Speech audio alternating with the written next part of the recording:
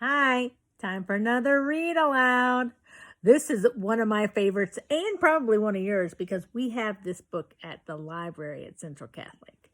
It is called The Monster Who Ate My Peas. Remember?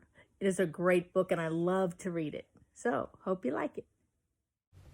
The Monster Who Ate My Peas, written by Danny Schnitzline and illustrated by Matt Faulkner. "Eat your peas," said my mom, "or you won't get dessert." I said, "Before peas, I would rather eat dirt." "I know you don't want to," she said with a glare, "but until they get eaten, you'll stay in your chair." I begged and I whined. I got down on my knees. "Please, Mommy, don't make me eat all those peas." I stomped and I grumbled. I yelled and I pled. "Why can't I eat corn or potatoes instead?" "Eat up those peas. Do it now," said my mom, "or you'll get no ice cream and you'll go straight to bed." My mom left the kitchen. I poked at those peas. Their sickening smell made me weak in the knees. Quickly, I offered the peas to my pup, but Ralph barely sniffed them, then turned his nose up. I closed my eyes tightly and whispered a wish. "Please let those peas disappear from my dish." And something quite strange and mysterious occurred, almost as if somebody somewhere had heard. For right out of nowhere, a monster appeared. His hair looked like spinach, and so did his beard. His big, bloated body was broccoli green, and his breath, when he sneered, reeked of rotten sardines. Each eyeball resembled a big Brussels sprout. His long, bumpy, squash nose was sticking straight out. Large liver-like lips peeled back to reveal sharp teeth like a shark's and a tongue like an eel. Long octopus tentacles writhed from his torso, quite gruesome already. Those arms made him more so. His ears were like mushrooms, his chin like a beet, and he balanced himself on two big stinky feet. Just how he got in, I hadn't a clue. My heart skipped a beat as I asked, "Who are you?" He growled, "I'm the monster who helps kids like you. I eat up their eggplant. I eat turnips, too. I gobble down foods that make small stomachs quiver, like lima beans, collard greens, spinach, and liver.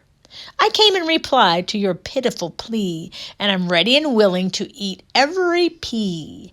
I'll eat up the big ones. I'll eat up the small. But then you must give me your new soccer ball." I thought of my soccer ball under my bed. I once bounced it 23 times on my head.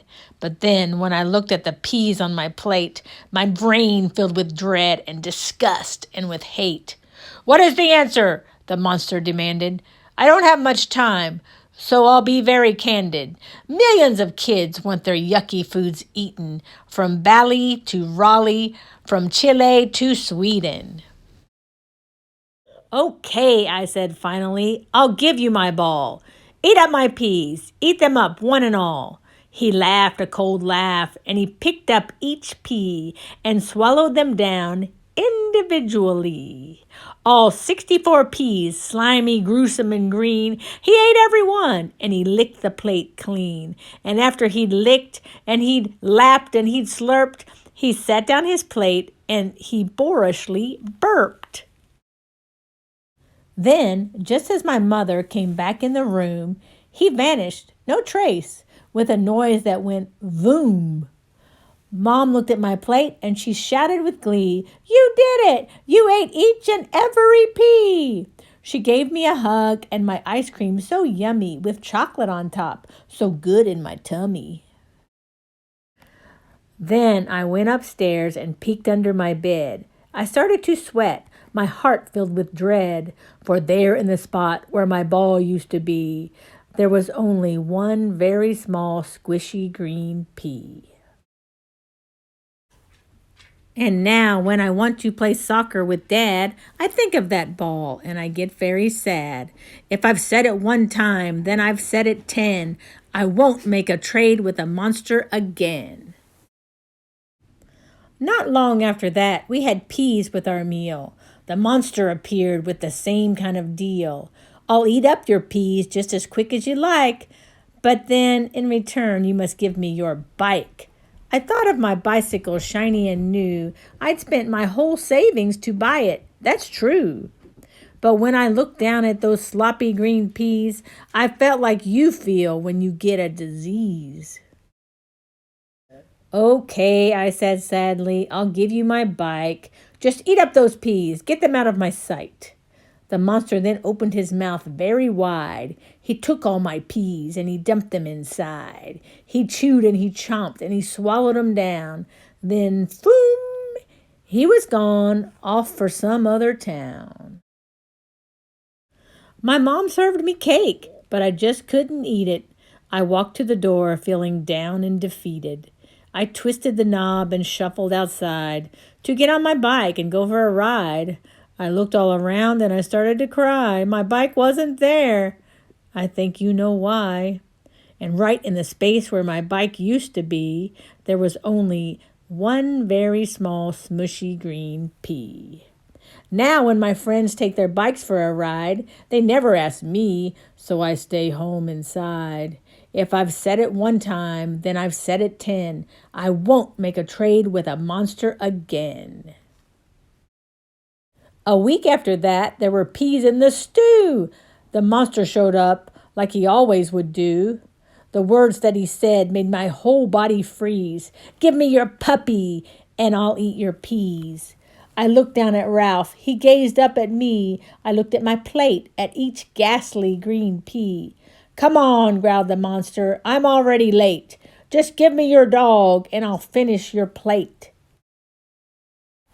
I looked at those peas, and I just about gagged. I looked back at Ralph. His scruffy tail wagged. My pup put his cold little nose on my knee. I reached for my fork, and I speared a small pea. I opened my mouth, and I squinched up my eyes. The pea touched my tongue, and I got a surprise. That pea didn't taste like I thought it would. I had to admit it. That pea tasted good. I picked up another and chewed it and swallowed. Each pea tasted better than those it had followed. I ate every pea till there wasn't a trace, and Ralph thanked me kindly by licking my face.